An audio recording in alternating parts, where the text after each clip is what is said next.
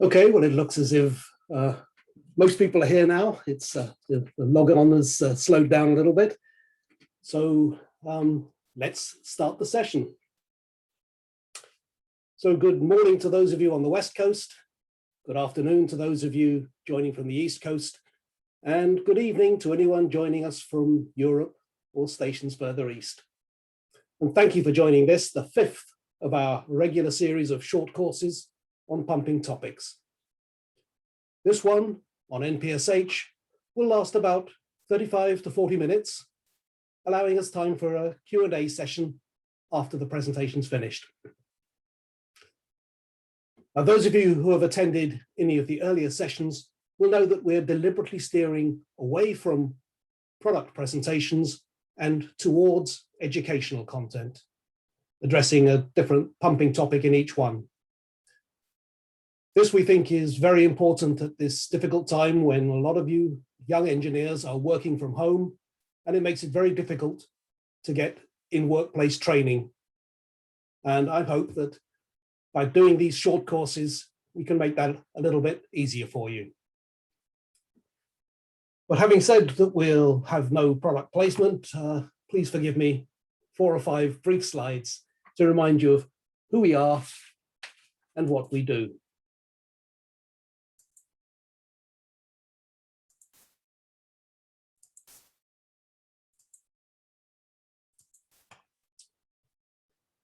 Well, we are Ruhrpumpen, and we're now truly one of the big players in the pumping business.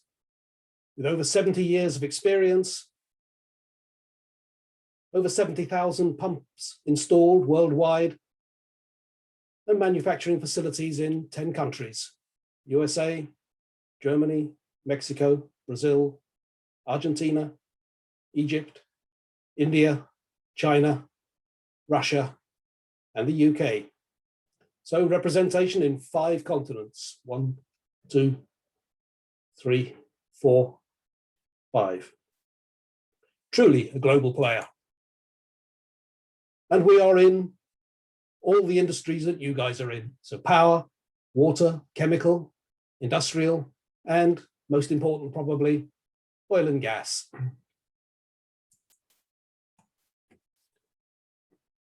We have a very broad range of engineered and standard products. I'm not going to spend too long on that here. Those of you who tuned in early will have been able to see my holiday snaps, the slideshow of some of the pumps that we manufacture.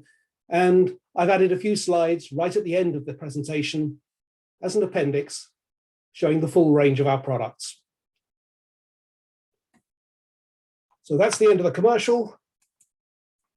On with the subject matter today, which we're going to look at NPSH. There's been an awful lot written on the subject, and some of it really good.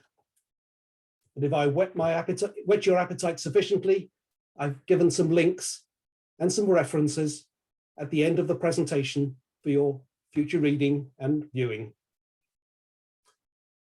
The aim of this 35-minute session is to give you a basic understanding of NPSH, what it is, and how it affects us as pump engineers. I will also be explaining suction-specific speed, and particularly why there is a limit of 11,000. We'll be holding a Q&A session at the end, which, well, unfortunately, because we're doing this by Zoom, it makes a fully interactive Q&A almost impossible. At the last count, there were, 100 attendees for this session alone. We had 150 this morning, and we've had 200 attendees for most of these sessions. So it's impossible to make it a fully interactive one, but we do the best we can. Now, please use the Q&A facility at the bottom of the screen to ask any questions or make any comments. I would ask you use the Q&A rather than the chat. The chat tends to disappear into the ether, and I'll lose it when I close the session down. The Q&A I can download later, and I'll be able to respond to some of your questions.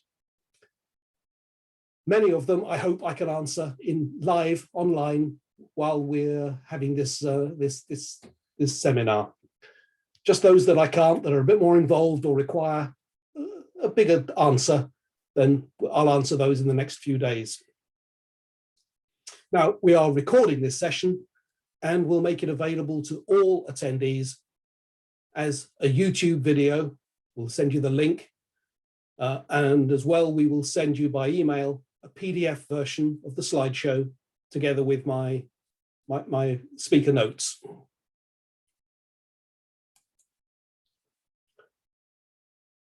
So this is what we're going to cover today.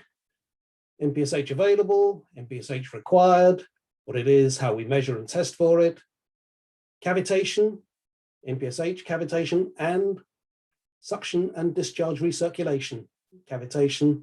And then finally, we'll look at suction-specific speed and the 11,000 limit. So first then, NPSH available. Here is an explanation for you. We all know that at any given temperature, liquids have a definite pressure at which they boil. And we see that every day when we put the kettle on or put a pot of water on the stove. The liquid boils when it reaches a sufficiently high temperature. But a liquid will boil at any temperature if the pressure is reduced sufficiently. And we see this when we go up a mountain. So while at sea level, water boils at 100 degrees centigrade, at the top of Mount Everest, it boils at 68 degrees centigrade.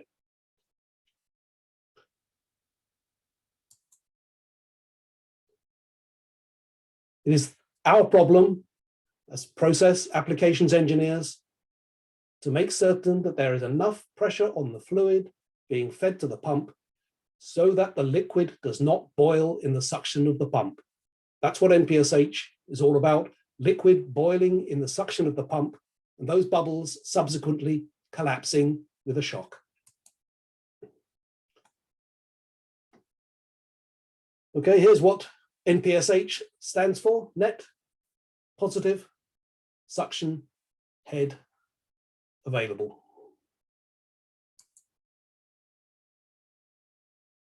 Here's the definition. Net positive suction head available is the total suction head in feet or meters of liquid absolute, determined at the suction flange or center line of the impeller, minus the vapor pressure of the liquid in feet or meters absolute. So put another way, it's the suction pressure minus the vapor pressure. Here it is expressed arithmetically. It's the head from the absolute pressure acting on the surface of the liquid.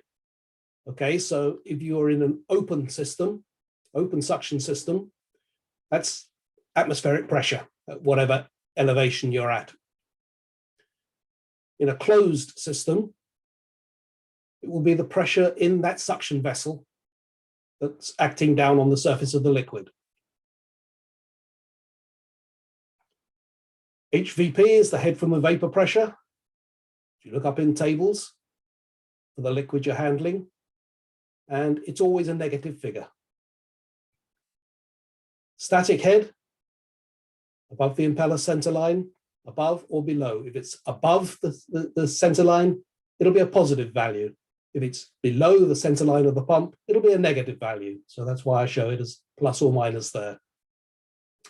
And finally, the friction head in the pipework, and that is always a negative number. So that is what you have to do to calculate the NPSH available.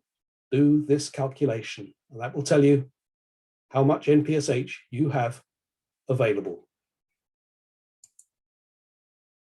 Now NPSHR. You see NPSHR, which stands for net positive suction head required. More recently, they're not using so much NPSHR, but NPSH3 or NPSH1. Now, NPSHR is the total suction head in feet or meters of liquid, absolute, measured at the suction flange or center line of the impeller, that corresponds to a 3% reduction in discharge pressure. Okay, so when we see a 3% drop in the discharge pressure, we know we've got onset of cavitation.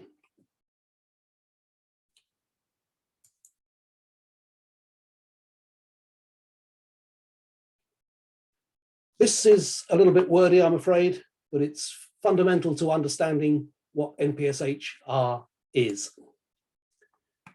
On all pumps, there's a pressure drop as the flow enters the pump. This is caused by two things. Firstly, an increase in the velocity as you enter the pump. Now, this is where a pump expert will nod sagely and say, Bernoulli's theorem. And the rest of us will say, huh? So I'm making this simple. Bernoulli says simply that an increase in velocity is associated with a decrease in pressure. Again, an increase in velocity leads to a decrease in pressure. And the second factor is friction and turbulence as it enters the pump.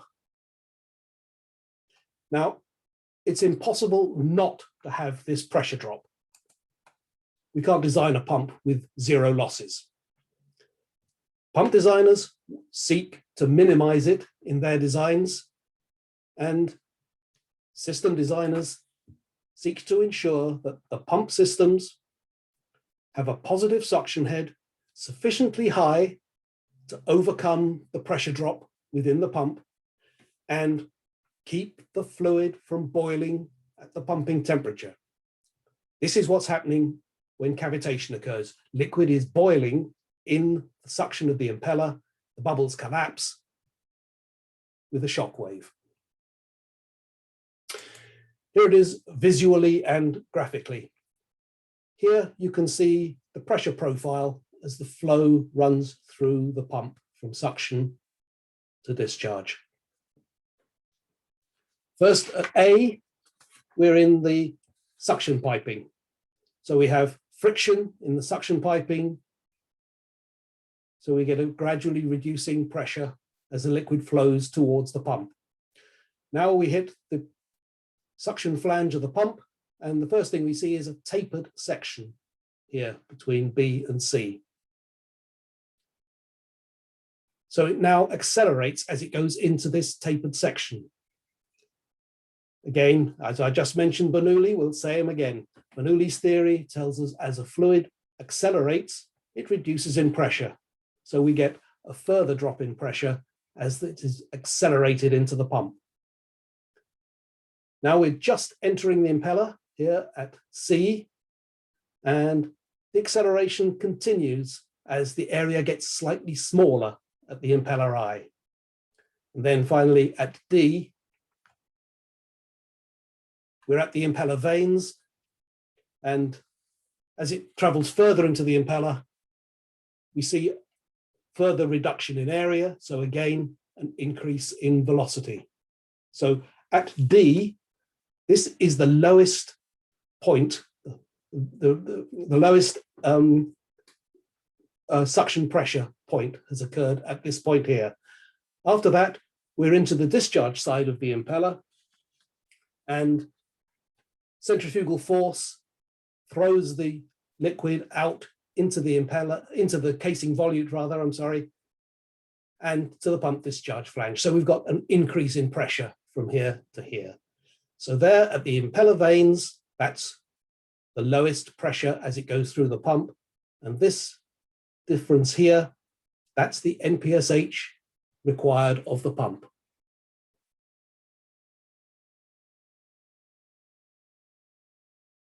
Now we're going to look at how we measure and test for NPSH.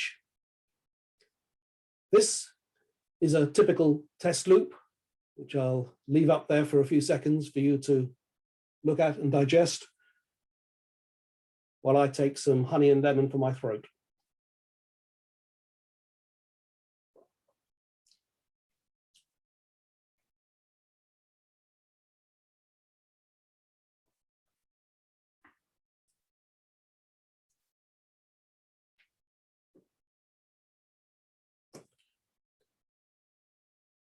So that's a typical test loop. And here is what we're looking at for, but specifically for NPSH testing. So when we're NPSH testing, we need to reduce the suction pressure to the point at which boiling occurs. Now this we can achieve in two ways. First, by suppression testing, where a vacuum is pulled on the air gap at the top of the sealed test tank. Now this is the most accurate NPSH testing, but not everybody has a sealed tank and not everybody has a vacuum pump. So there is another way of doing it, which is to throttle the suction. Gradually close the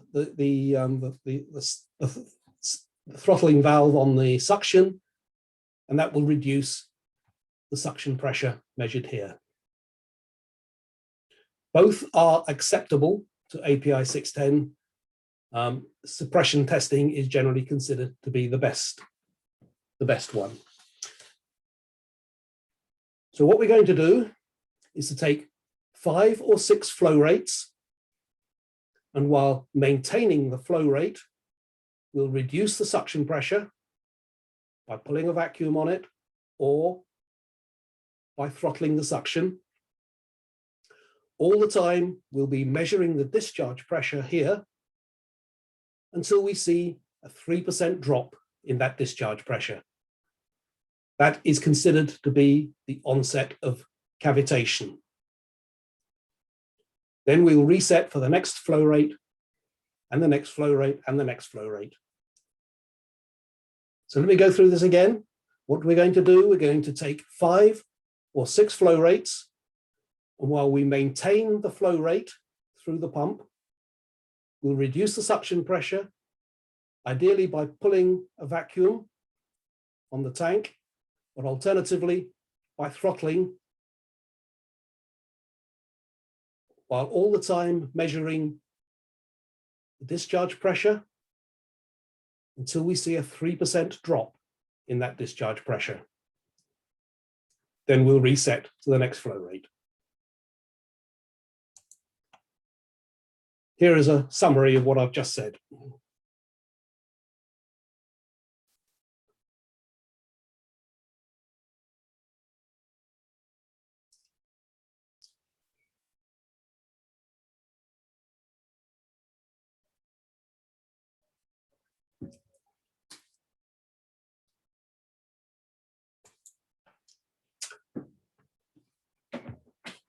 So then we plot the NPSH curves.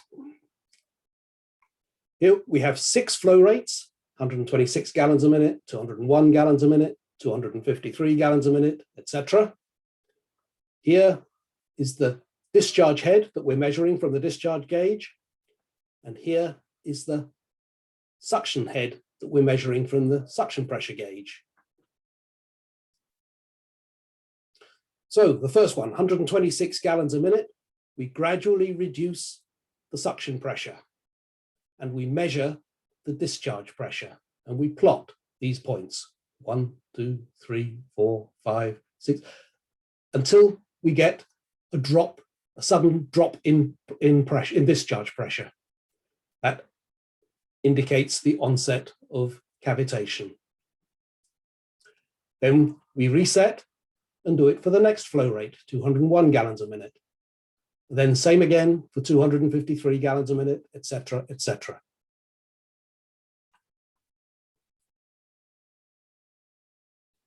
Next, we determine where the 3% head drop has fallen, has occurred for each one. So here are the 126 gallons a minute, 3% head drop between there and there.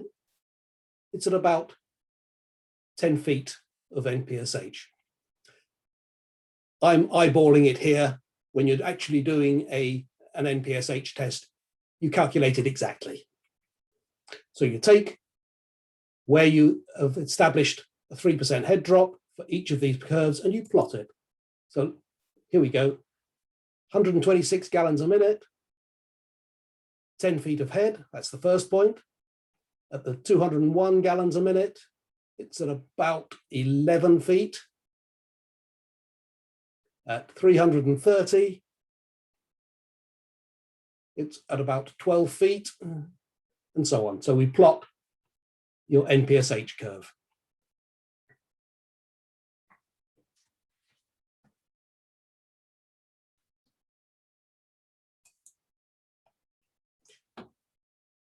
Now I'd like to clear up a common big misconception. It is not enough to ensure that the NPSHA equals the NPSHR.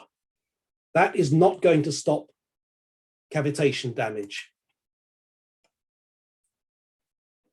So many people believe that suction cavitation occurs only when the available is less than the required. When you do a 3% NPSH test, when you've already got a fall off in capacity or head developed at the point where you have the 3% head drop. So you've already got boiling inside the pump, you've already got cavitation going on. It's not enough just to raise the NPSH available a little bit. You have to raise it considerably higher in order to stop any cavitation. And it can be extreme. For an average pump to completely eliminate cavitation, you'd need to raise it to 5 times the NPSH margin. Have a look at it here. Here is an NPSH curve. Here we've mentioned the 3% head drop. Here's the 1% NPSH drop, and it's 25 feet instead of 19 feet. So that's fewer bubbles, less cavitation. Here is the NPSH 0% head drop. You still got some bubbles, but they're not big enough to cause a reduction in capacity.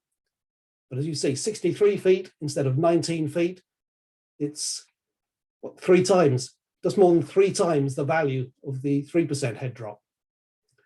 And to make sure that there's no bubbles at all, here's the point at which bubbles first start to appear. And in this example, it's 107 feet, so 5 times that. So the point I want to make to you all is that all pumps operate with suction cavitation. The only question is whether it's damaging cavitation.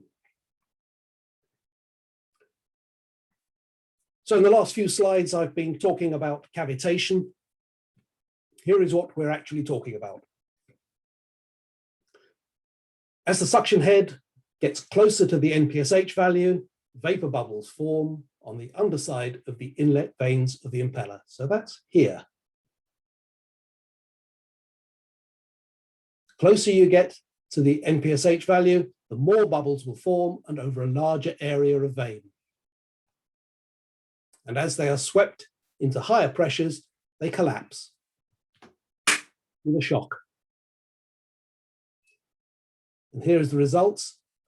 As you see on the underside, the suction vane here, and here it is, in fact, on an inducer. So you can get cavitation on inducers as well.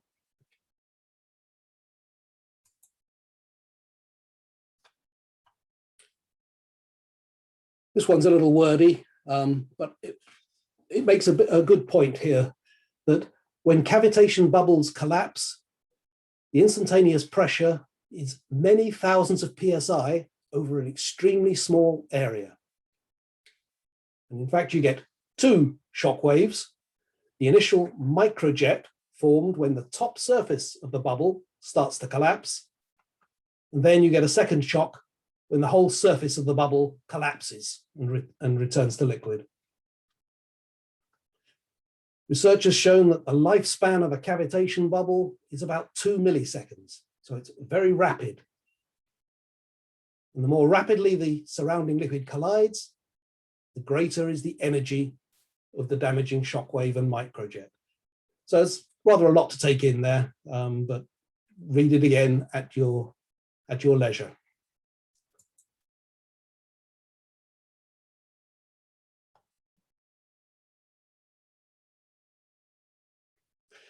So here we have it visually. There's the bubble collapsing, the top surface collapsing first.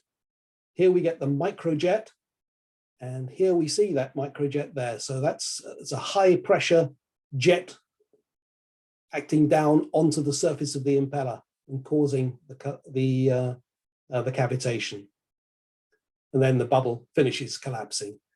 And we can see it here in ultra high speed laboratory pictures, 1, 2, 3, 4, 5, 6, etc., until it's completely collapsed.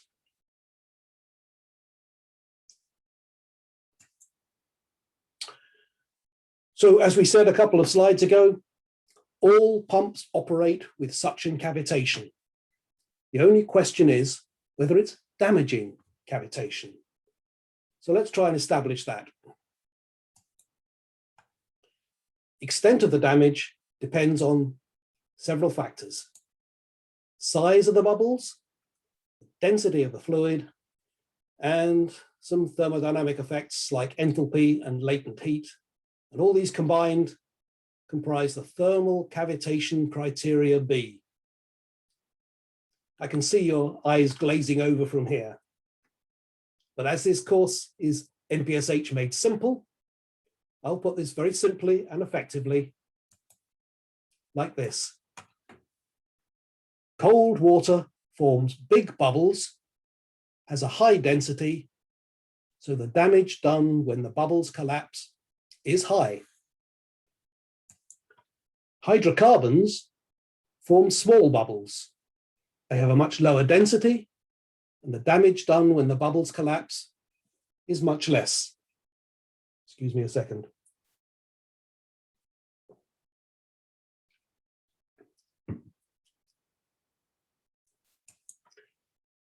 Here we go in a little more detail. Thermal cavitation criteria B. The higher the value of this, the more damaging. So here we have water, a value of 253, compared with butane, 0.0202. Cold water, therefore, is 12,000 times more damaging than butane. And propane is lower still. Interestingly, water, hot water, is significantly less damaging than cold water. And that's because of the ratio of vapor to liquid. Cold water, small volume of water makes a huge volume of gas, of vapor. The hotter the water, the smaller the vapor volume.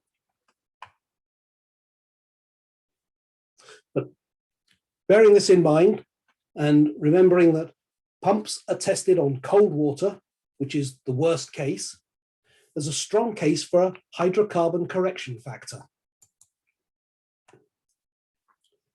Now this has long been allowed by Hydraulics Institute, and it used to be allowed by API 610, but was knocked on the head in the 5th or 6th edition. But out of interest's sake, because it's a very valid point, it should still apply. Some of us believe in the industry that this is one of the things that API 610 got wrong and really should correct. That's a matter of opinion, though. Only some of us think this. And most importantly, the API committee doesn't. But it works like this. You come in with the temperature of the fluid, 50 degrees Fahrenheit in this particular instance, go up till you hit the line for propane, follow these lines, and you get to a figure of about 8.5 feet. And that would have been the NPSH reduction compared with water if you were pumping propane. You could do it again for butane. You'd go up to butane, you'd follow the line parallel with this, and you'd get to a point here of about 2.5 feet or a bit lower.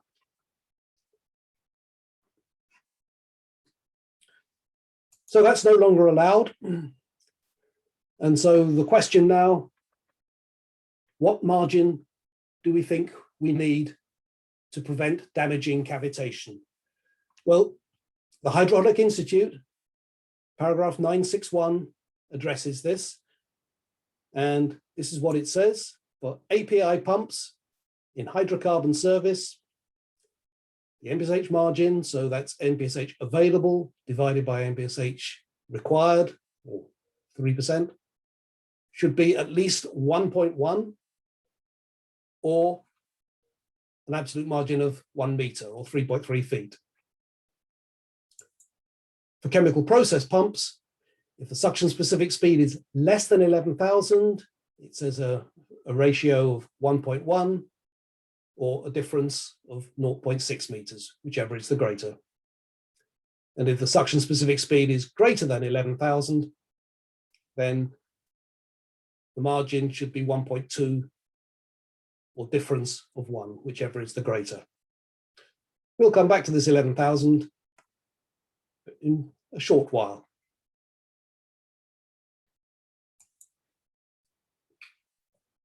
Now, there are two other types of cavitation you need to know about that are nothing to do with NPSH, but are frequently confused with it: suction and discharge recirculation. They occur when pumps operate back on the curve from BEP. When you work away from BEP, all pumps, without fail, suffer from recirculation to a greater or lesser extent. One of the things that pump designers are doing is reducing the onset of these suction and discharge recirculation as much as they can. So when you get this recirculation here in the suction and here in the discharge, you get vortices forming. And these vortices result in low pressure areas where bubbles form and high pressure areas where they collapse.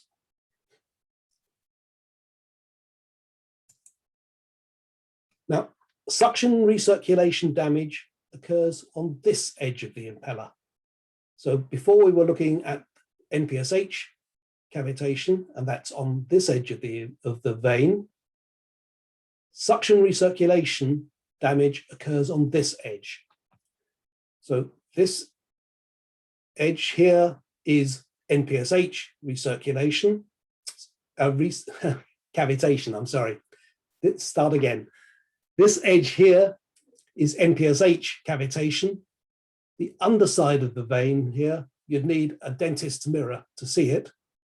That's where suction recirculation damage occurs. Suction recirculation cavitation is often confused with NPSH cavitation, and you can understand why. To a first glance, you'd think it was the same thing.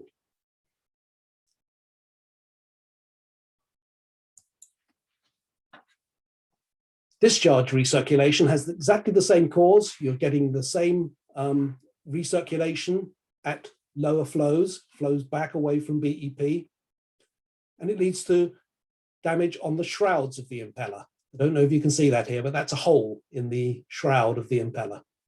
Another one there.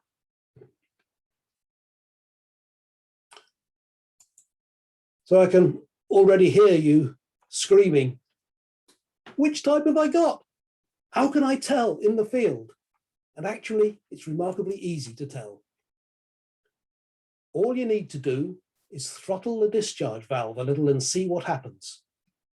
Okay, if you throttle the valve, you've reduced the flow. So one of three things will happen. You reduce the flow if the rumbling and rattling sound reduces.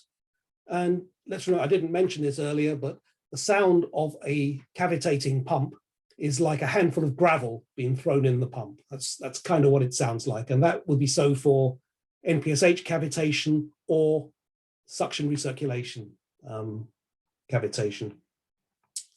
So again, if we're throttling it, we're reducing the flow. If the rattling sound reduces, or maybe even disappears, we know we've moved into a lower flow area. The NPSH required is less. So that told us that the problem we had was NPSH cavitation. Now, if the rumbling and rattling sound increases as we get into lower flow, we know we're getting more recirculation. Suction or discharge recirculation was the real culprit. And if it doesn't change at all, the vibration doesn't change, the sound doesn't change, it says it wasn't either of these things, it's probably air or gas in the suction.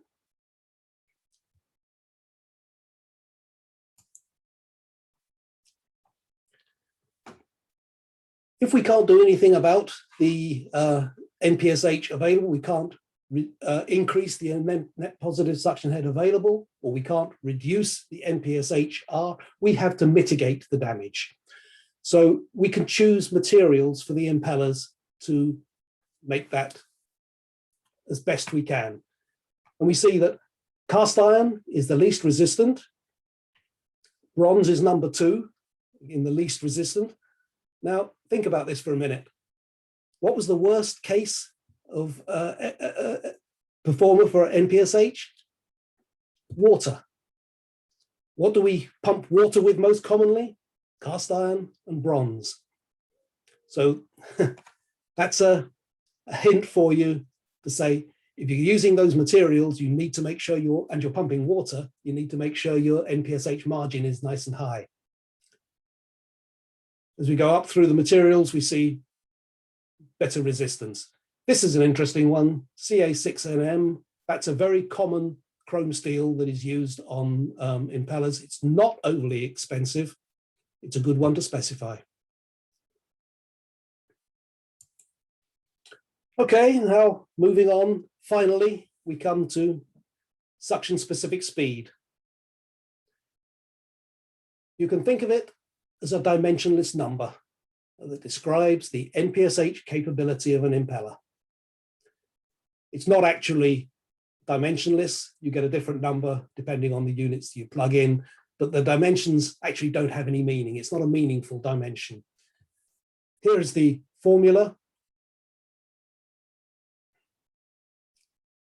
And it's almost universally expressed in gallons a minute, feet RPM units. Sometimes in metric units, there's the multiplication factor. The higher the value of the suction specific speed, the lower the NPSHR of that impeller.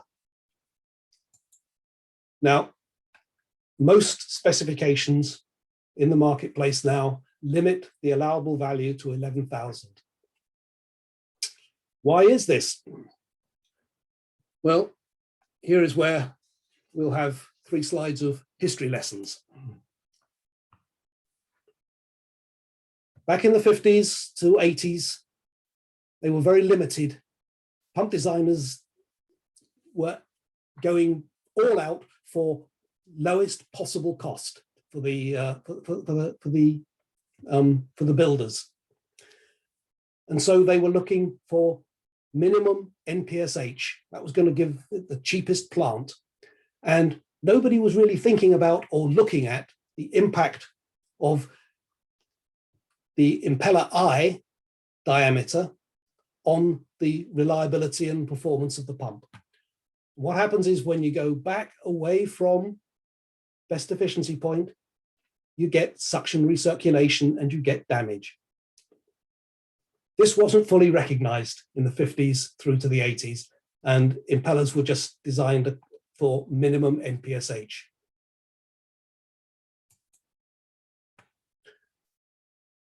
In 1981, Warren Fraser published a paper, and it really highlighted the consequences of relying on large impeller inlet diameters to minimize NPSH into focus. Now, pump users had already become concerned that these designs minimized plant first cost at the cost of reliability and overall life cycle cost. So that was the first paper on it, 1981, when people first started to look at it and think there's a problem here with high suction specific speeds. Next, the one that most of us heard of, Jerry Hallam. He published the results of a large scale study, 480 pumps at Amoco, Texas City Refinery. And he found that reliability of a pump was meaningfully related to its suction specific speed. where suction specific speed was greater than 11,000, these pumps failed twice as often than pumps with a lower suction specific speed. Jerry Hallam concluded, this study indicates that caution should be exercised when purchasing hydrocarbon or small water pumps with a suction specific speed greater than 11,000, unless operation is closely controlled near BEP. And in truth, most refineries do not operate their pumps close to BEP. They operate them all over the place on the curve. They have to be the workhorse. Next, in 1985, Lobanov and Ross. Bob Ross used to be the chief engineer at United Pumps, became part of Flowserve. I had the honor of working with Bob. He's a good engineer.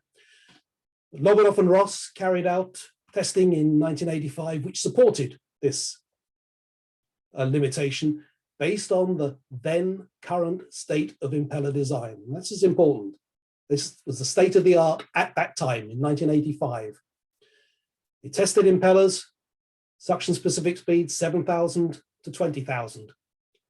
And they varied the flow until the vibration level exceeded API 610. And it showed what Jerry Hallam had said, that if you go higher than 11,000, you'll get serious vibration problems back on the curve from best efficiency point. So this was when the limit of 11,000, it was widely adopted by nearly all the oil companies. And it's still there now. It's rare to see a specification that doesn't invoke it. But we've improved designs of impellers astronomically since the 1980s. And many authors have published papers to this effect, including our own Michael Hirschberger from Ruhrpumpen in Witten, Germany. The key point is modern impeller design techniques allow the attainment of higher suction-specific speeds, so lower NPSH, without relying solely on enlargement of the impeller eye. And it was that enlargement of the impeller eye that caused the suction recirculation and the damage. So finally, Bradshaw, Cowan, and Liebner from ITT Goulds repeated that Lobanov and Ross study from 1985 using modern impeller designs and modern pump construction standards. And this is very important. Back in 1981, we were still using the 5th edition, the 6th edition. Pumps were much flimsier in construction than they were in the 7th edition. That was a step change from the 6th to 7th edition, was a step change in the rugged design of pumps. And it has improved a little since then till we get to 12th edition now. So taking into account modern impeller designs and the pump constructions, their study suggests a limit of 13,000 could be used instead of 11,000, and it could have been as high as 15,000. This is a very readable paper. I've given you the link to it there so you can read it. It has some very good stuff in it, and I would encourage you to do so. So,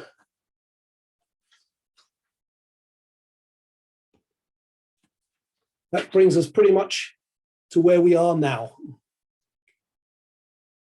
I've borrowed in making these slides, I've borrowed extensively from Simon Bradshaw and from Ian James, who used to be our engineering manager at Ruhrpumpen. So I've borrowed a lot of stuff. So I give credit where I've borrowed. I also mention here the other papers that you might want to read. I hope I've whetted your appetite so that you want to know more on this subject. So here are 3, 4, 5, 6 references that you might want to look at for future reference. This in particular one, I would encourage you to look at. It's very good. Within these Simon Bradshaw links, you'll find links to films of actual cavitation being measured in the test lab, and that's particularly interesting. Well, it is to me, but hey. Well, that pretty much concludes the fun for today. I just get to advertise the next of these short courses. We are going to take a break during the summer holiday period, and we're going to come back, recommence at the end of August with mechanical seals and seal systems. Again, 2 sessions, one for the Eastern Hemisphere and one for the Western Hemisphere. That's you guys. The invitation will be published nearer the time. It's 2 months away, but put it in your diary.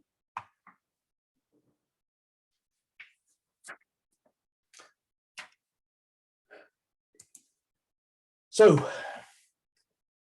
I'm going to leave this meeting open for a little while to allow you to post in the Q&A box, and I'll endeavour to answer those that only need a short answer here and now. Those that need a fuller or more considered answer, I'll get around to that in the next couple of days. Now, anything that you think of later, email to info@ruhrpumpen.com. Again, that's info@ruhrpumpen.com. Our marketing team are standing by to direct your questions or suggestions to the best person to answer them, which might well be me, but who knows. And they will be sending you the YouTube link for of this recording and a PDF version of the slideshow, complete with my speaker notes, the script. If you need a certificate of completion for this short course, again, info@ruhrpumpen.com. Now, on with the Q&A. Let's have a look and see what we've got. I can see 16 questions here, so let me have a look and see what we've got.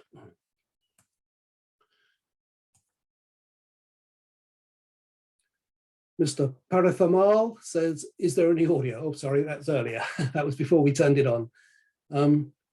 Okay, Mr. Parathamal says, are you going to share the presentation? Yes, as I just said now, all attendees will be getting the presentation in the next few days.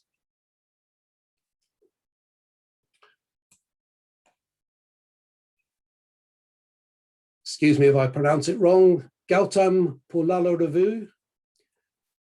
Hi, is there a good place we can go and refer the previous sessions, topics and slides? I was intending to attend some of them, but due to schedule conflicts, I wasn't able to. Thanks. Yes, by all means you can. Again, send an email to our marketing team at info@ruhrpumpen.com and they will send you links to the previous 4 sessions. I can't believe you couldn't be bothered to show up in person though. Fathi Mustafa says, why do we NPSH test at 3% discharge pressure lower? It was a good compromise, I think, is the reason. It's a compromise between damage occurring to the pump and the cost of providing additional NPSHA. You could have set it at, for example, the 1% level. Interestingly, the Aramco spec does call for a 1% NPSH curve. Okay, that means the pump will have less damage because the amount of cavitation occurring will be less than it would be with 3%. But on the other hand, they need to provide more NPSH available. So the pressures go up or the elevations go up, something like that. 3% was just considered to be a good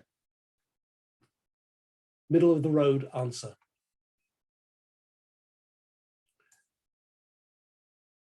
Eric Berger says, are cavitation bubbles filled with vapor or with vacuum? They're filled with vapor. And as the vapor condenses, it starts to pull a vacuum at that point. So then you get that collapse and it's bang. And again, remember, water is the worst case. It makes big bubbles and the density is high. So when they collapse, the shock wave is that much heavier than it would be if you were pumping butane or propane or even hot water. I've heard the term incipient cavitation. Sorry, this is John Wong. He says, I've heard the term incipient cavitation, incipient NPSH. What is this all about? Is your rule of thumb 500% available over required intended to minimize the incipient possibility? Yes. I think what you're talking here, if I can go back to the presentation.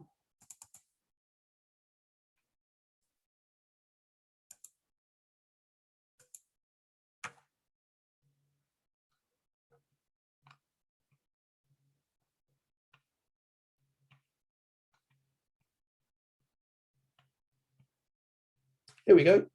This one here.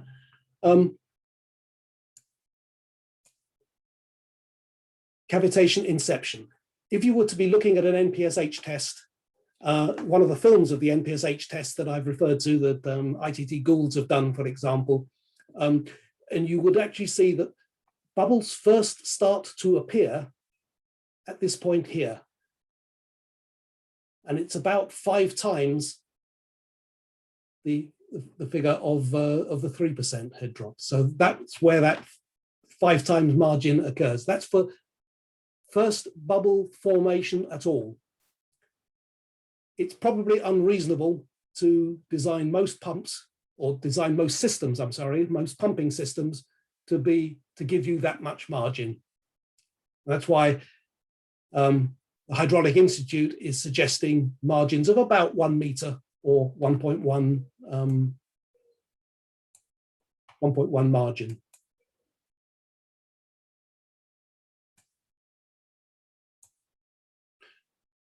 Juan Pablo Pasquale says, for cold water, what margins will be safe? It's cold water, and if it's a fairly large pump, maybe some considerable energy going into it, you would do well to consider 5 times. But it's whatever you really can do, and especially according to the materials you're using as well. If you're using cast iron and bronze, you see they're not very resistant to NPSH cavitation. So 5 times if you can do it. Pedro Vigna says, Michael Hirschberger also wrote a nice paper on suction specific speed. Yes, he did. I've read that, but I couldn't find the link to it at the moment.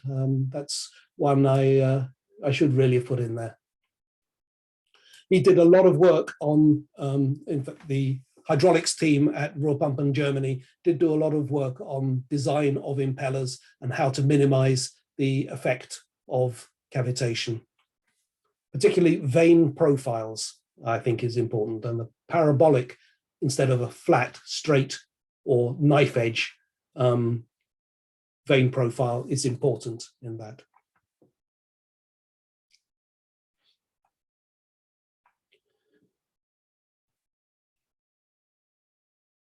Gautam Polala Review, excuse me if I pronounced that wrong, says NPSHR applicability for positive displacement pumps and acceleration head loss.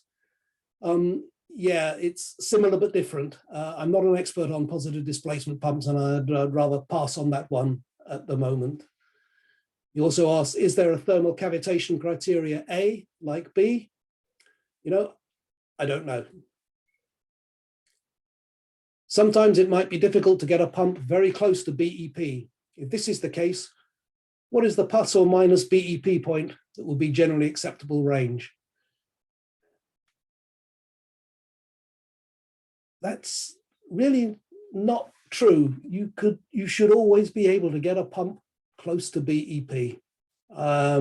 Most manufacturers have a wide range of pumps, and it's most unusual for you not to be able to get there, unless you're operating deliberately back on the curve to get into an area of low NPSH required, in which case you're countering that by moving into an area where you might get suction recirculation.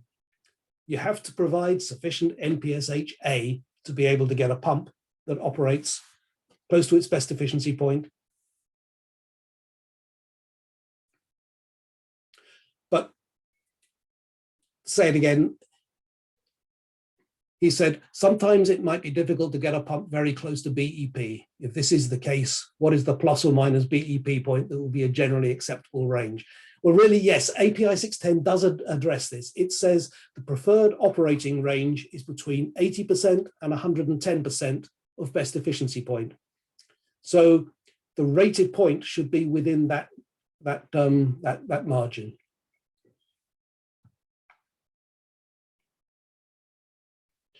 David Hertel says, as for other past excellent Ruhrpumpen webinars, thank you very much. Please share these presentation slides with us after the session. Thanks very much. Yes, we will be doing so. And thank you, Eric, who says, thank you very much. Appreciate this short refresher and whetting of the appetite. Good, thank you. Mr. Parathimal says, great session, thanks. Rinzi Ramzahai, sorry if I pronounced it wrong. I missed part of the presentation, so can you advise what would be the best way to reduce the cavitation internally on the pump? And is there any equipment which may assist in this reduction? It really is something that you need to address upfront. It's hard to retrofit a solution. It might be that a manufacturer might have an inducer that would fit in. They might have an impeller that has a lower suction specific, lower NPSH characteristic, which would be a higher suction specific speed impeller, but that might get you out of your problem. You need to look at every case you would have to look at individually. If you were operating at best efficiency point, you can probably accept a higher suction specific speed impeller, which would have a lower NPSH.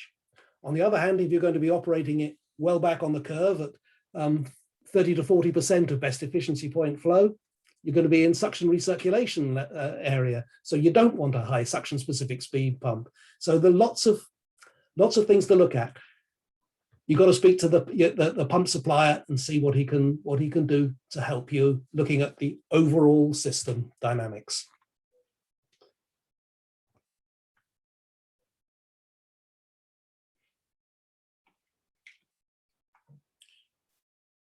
Oscar Escobar says, what about boiler feed water pumps and condensate pumps?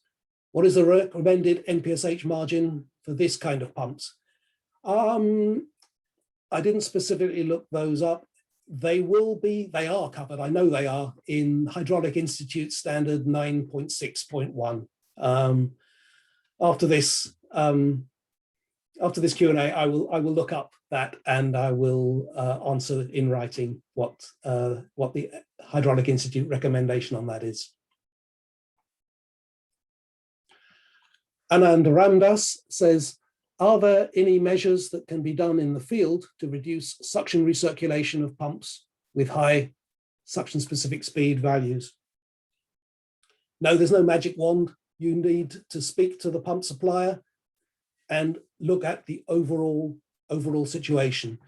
You'll have seen I put a slide in there showing that if you can't do anything about the NPSH, well, you can at least change the materials perhaps. If you had a cast iron impeller, maybe go to a CA6NM chrome steel impeller. That will reduce the damage anyway.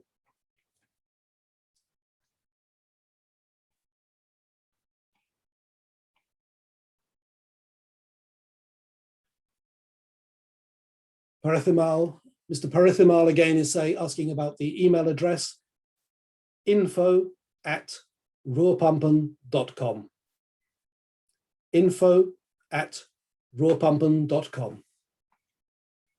See if I can type it here.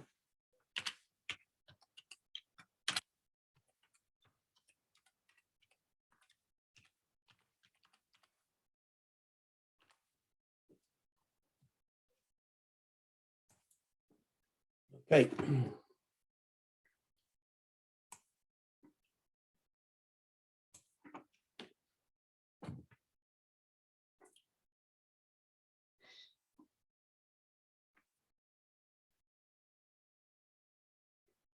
Rienzi Ramsahai, sorry if I pronounced it wrongly. Is there any way of reducing cavitation on the discharge end? prevention is the answer. Don't operate in areas of low, that far away from BEP. Modern design of impellers will allow you to suffer from it less.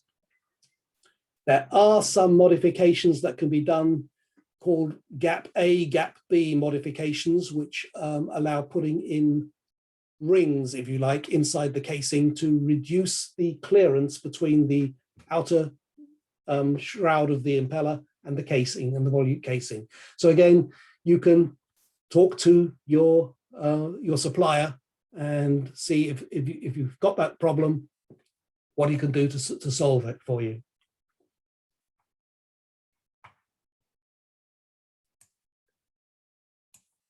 Karthik says, how is NPSH3 determined by hydraulic engineers up front by design softwares? Well, it's simply the calculation that I showed at the beginning of the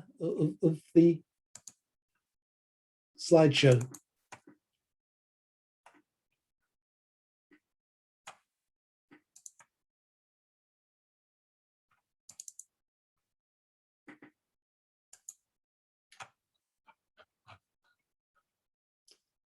There, the software only does what this is doing. Calculates the absolute pressure, the vapor pressure, the static head, and the friction head. It'll work those out and give you the NPSHA. They do it by computer. You can do it longhand by looking up these values as well. Karthik also asks, what would the benefits be of higher suction-specific speed pumps rather than 11,000? It's lower NPSH at no diminution of performance. The performance will be as good as an 11,000 one, but you'll get less suction-specific, lower NPSH. Let me start again because I'm gibbering. At a higher suction-specific speed, you will get lower NPSH required for that impeller. And a modern design will be just as reliable as an 11,000 suction-specific speed one. So it's all benefit. All depends, though, on your client allowing you to do this.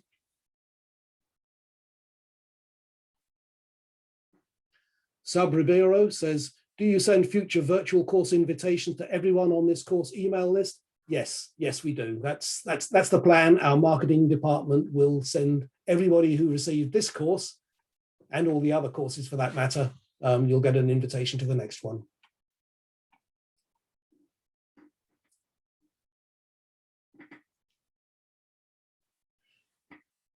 An anonymous attendee here says, we said at the beginning that cavitation is from the impact of the boiling fluid bubbles collapsing. How then can this be true for what we said was the worst case scenario of cold water? Well, cold water can boil too. I did mention at the beginning how water boils at the top of Mount Everest at, was it 56 degrees centigrade? Wow, well low, isn't it? So if you put enough suction pressure on it, if you pull a vacuum on it, and this could particularly occur if you have got suction lift, if you've got the pump above the liquid level, so you're pulling up on the liquid, those are certainly circumstances where cold water can cavitate. It can be boiling at 20 degrees centigrade.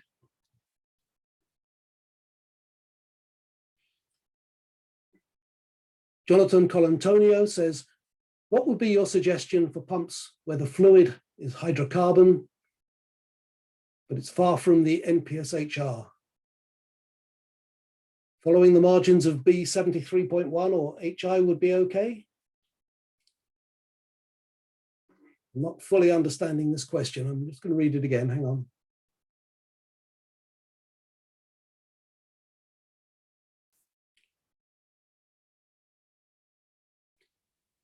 Yeah, I'm sorry, Jonathan, I'm not fully understanding the question, but generally speaking, following the recommendations of ANSI B73.1 or the Hydraulic Institute, I think they both say the same thing, would be right. So that's, generally speaking, would be a margin of 1.1 as a factor, NPSH A compared with NPSHR, a factor of 1.1, or 0.6 of a meter.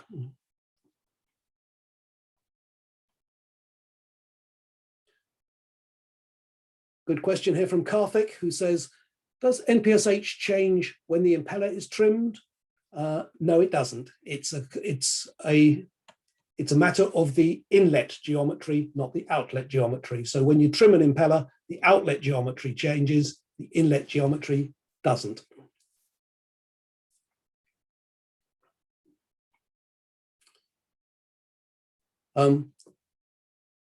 Is NPSHR affected by temperature variations? The NPSHR isn't, but of course the NPSHA is. The vapor pressure will change as the temperature goes up, so you could find yourself with less NPSH available at higher temperatures. Karthik says, pumps that operate in vacuum service, how can the cavitation be mitigated? Any precautions to be taken? The fact that it's in vacuum service doesn't really make any difference. It can be in vacuum, so you can still need to calculate your NPSH available and check it against your NPSH required. Sabribiro says, excellent, I found this course of value. We'll share the same with other colleagues. Thank you very much, I appreciate it. That appears to be all the Q&A. I've got 13 items of chat here. So I'll just check if any of these have asked a question that I can answer here.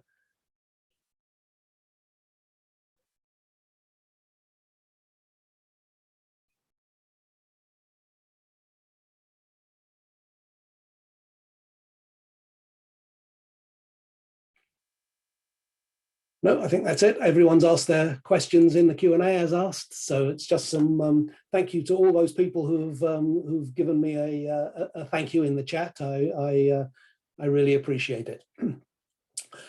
I've certainly enjoyed presenting these and preparing for these presentations. I hope they've been useful to you. It looks as if they have been. I look forward to seeing you again, hopefully, on the 26th of August, which is in 2 months' time, for the next short course, which will be, as you saw, on mechanical seals and sealing systems. Again, made simple. Thank you very much, guys. Bye-bye.